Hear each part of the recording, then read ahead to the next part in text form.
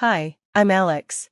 Growing up in the quiet suburbs might sound peaceful, but in our house, it was far from that. I'm the older sibling, and you'd think that comes with some perks, right? But no, my younger sister Jessica got all the attention. Our parents, Mike and Karen, had this perfect image of what a kid should be, and that was Jessica. For me, sports and hanging out with friends were my escape, but my parents didn't see it that way. They only pushed me towards academics. Just like Jessica, focus on your studies. Alex, why can't you be more like your sister? My mom, Karen, would say, always sounding disappointed. No matter how well I did on a test or project, it felt like I was walking on a never-ending tightrope. I remember one evening clearly. I was in the living room sketching, another hobby my parents didn't like, when Jessica came in, bragging about her latest A in math. Mike, my dad, immediately praised her. I tried to show them my drawing, hoping they'd appreciate it just once. Dad, look at this, it's for the school's art contest. Mike glanced at it briefly and said, that's nice, but maybe you should focus more on your calculus homework instead of these little projects. Feeling frustrated and like I was always second best, I went back to my room. My room was the only place where I felt like I could breathe, away from the constant comparisons. But even there, Jessica would sneak in and say things just loud enough for me to hear. Why even try? Alex, you'll never be good enough, she'd say, smirking. I'd grit my teeth, trying not to let her words get to me, but it was hard. Home felt like a battleground. Every achievement of Jessica's was celebrated, while mine were either ignored or criticized. One day, things blew up over something as small as social media. I was a sophomore, and Instagram was where I kept up with friends and shared bits of my artwork, my escape from the real world. One afternoon, Karen caught me with my phone, laughing at a friend's post. Honestly, Alex, every time I turn around, you're on that phone. It's like you're addicted, she snapped. It's just a break, Mom. I've been studying all afternoon, I replied, trying to stay calm. That's not what your teachers are saying. Your grades are slipping, and all you care about is this social nonsense. Jessica was standing by the doorway, smirking as usual. As soon as Karen walked away, she stepped in, pretending to be concerned, but her words were always dripping with sarcasm. You know, Alex, maybe if you cared more about your studies and less about your online life, Mom and Dad wouldn't be so hard on you, Jessica said, her voice sweet, but her eyes told a different story. What do you care, Jessica? You're not the one getting lectured every day, I snapped back. I'm just trying to help, she said, with fake kindness. The next day at school, things took a turn for the worse. As I walked through the hallway, people were whispering, and I caught words like abuser and violent. Confused, I found my best friend, Mark. What's going on? Why is everyone staring at me? I asked, feeling unsettled. Dude, it's all over school. They're saying you hurt Jessica, that you've been abusing her, Mark said. My heart dropped. What? That's insane. Who would say that? She's been showing people bruises. Alex, she said you got angry and hit her. It doesn't look good, man. It felt like I'd been punched. I rushed home, scared and furious, and found my parents waiting with serious looks on their faces. Your sister made some serious accusations. Alex, we've seen the bruises. Care to explain? Mike asked, his voice cold and full of accusation. They're lies. I didn't touch her. You have to believe me, I pleaded. Believe you? When your sister is upstairs crying, and your teachers are concerned about your behavior? Karen's voice was rising, full of disappointment. The argument escalated quickly, voices raised, accusations flying. I felt trapped, cornered by their disbelief and Jessica's lies. Then Mike delivered the final blow.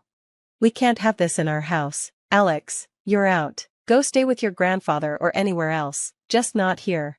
Heartbroken and betrayed, I packed a small bag, my hands shaking. Jessica watched silently, her mission accomplished. When I arrived at my grandfather's house and the door closed behind me, I felt like my old life had fallen away.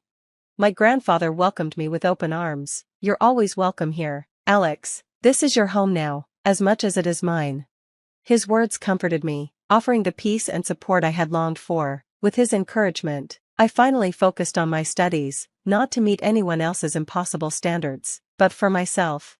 My interest in graphic design really started to grow as I began to explore my creativity without fear of criticism. One day, my art teacher looked over my portfolio and said, Alex, this is impressive work. You have a real gift. Hearing that praise felt unreal, but it was so validating. I spent hours in the library, studying design theories and digital art techniques, surrounded by the quiet buzz of students. This new academic environment was refreshing and free from the judgment I had faced before. One afternoon, a classmate asked, "Hey Alex, want to join us for a group project? We could really use your eye for design." "Sure, I'd love to help out," I replied, feeling valued for my skills for the first time. Meanwhile, things at my old home were falling apart. Jessica's perfect image was starting to crack under her own lies. Through calls with people we both knew, I heard bits of what was happening. "You wouldn't believe it, Alex. Jessica got caught lying about her grades this time. Your parents are struggling to cover it up." Hearing this didn't make me happy, but it did bring a sense of justice. My struggles hadn't been for nothing, and the truth about Jessica was finally coming out. During breaks, I visited local art galleries, taking in every stroke and color, which only fueled my passion for design even more. My grandfather always encouraged these trips. "Go see the world through your art, Alex. It's the best education you can get," he'd say, always pushing me to explore further. As I built my portfolio, my confidence grew. By the time I graduated, I not only had a degree but had also started a freelance career. Clients appreciated my dedication and unique style, and I started making a name for myself in the graphic design community. "Alex, your vision for our campaign was phenomenal. We've seen an increase in engagement thanks to your designs," a client told me during a review meeting. Hearing that filled me with pride. I had come so far from the misunderstood teenager who was forced out of his home, all thanks to my art. I was finally making my mark, proving not just to my family but to myself that I was more than the labels they had placed on me. At my grandfather's house, our simple dinners together became moments of reflection and planning. His unwavering belief in me had changed the course of my life.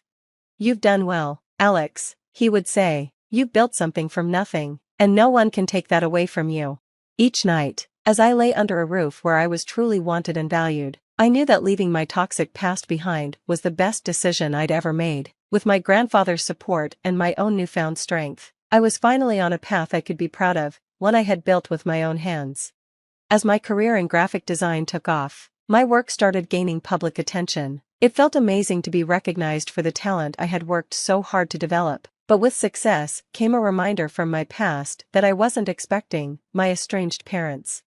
One afternoon, I got a call. "Hey, Alex, it's Mom and Dad. We've seen all the great things you've been doing. We're really proud of you." Their words felt hollow, laced with the same insincerity I'd known for years.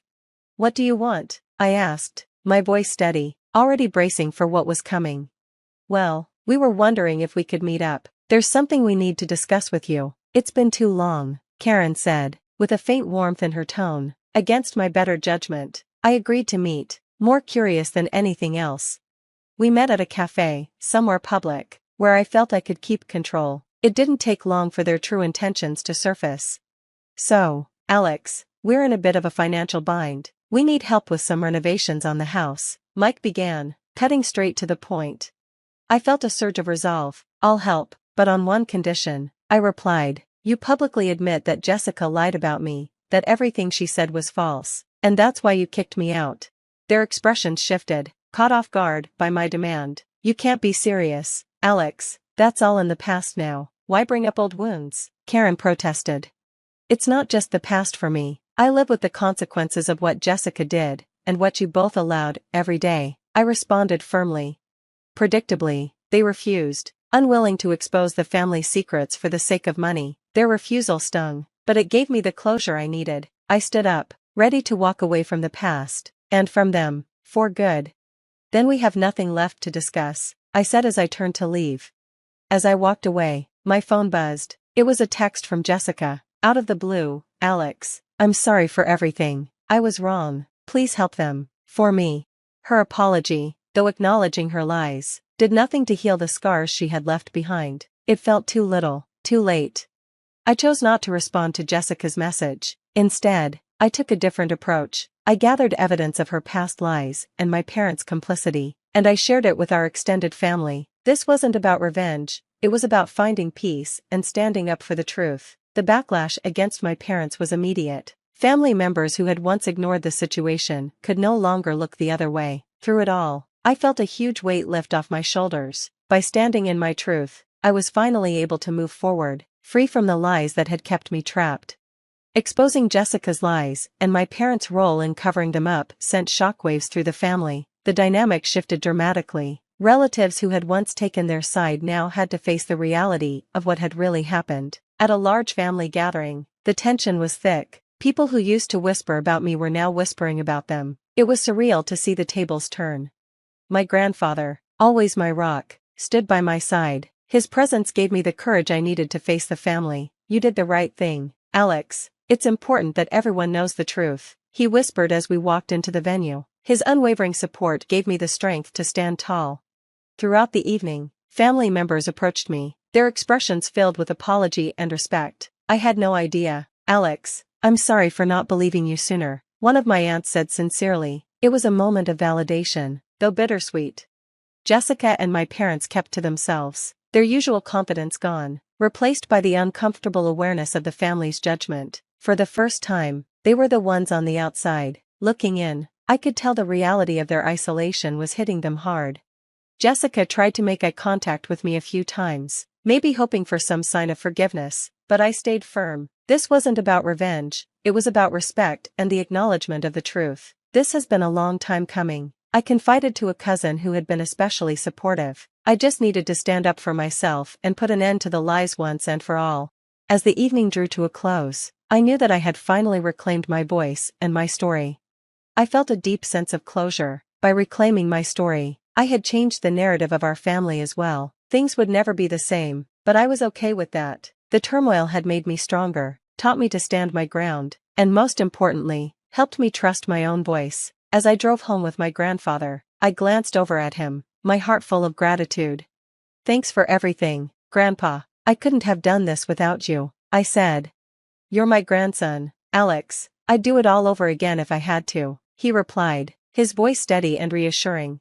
As we drove under the starry sky, I felt a peace I hadn't experienced in years. My past, with all its pain and conflict, was finally behind me. Ahead lay my future, not just as a graphic designer, but as someone who knew his worth, a future bright with promise.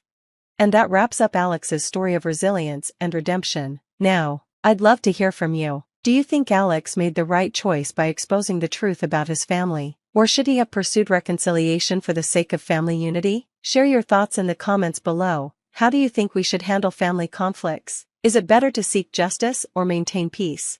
If you enjoyed this story, don't forget to like the video and subscribe to the channel for more stories like this. Your support helps us bring more engaging content to you. So, what's your take on Alex's decision? Let's discuss.